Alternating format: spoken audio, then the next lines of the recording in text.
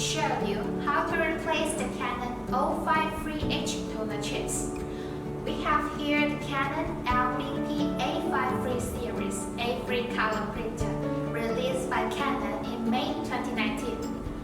The toner cartridge of this printer is split structure, and the code corresponding to this printer is 053H, 059, and 059H.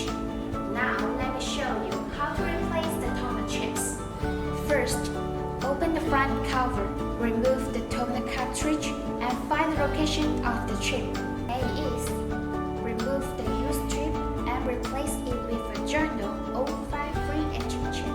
Make sure the direction of the chip is the same as shown here. And then insert the Zhono chip into the cartridge. Place it slightly to make sure the chip is in place. Before you install the cartridge into the printer, gently shake it back and forth a few times to redistribute the toner. Now, put the cartridge back into the printer and close the front cover. Thanks for watching. For more videos,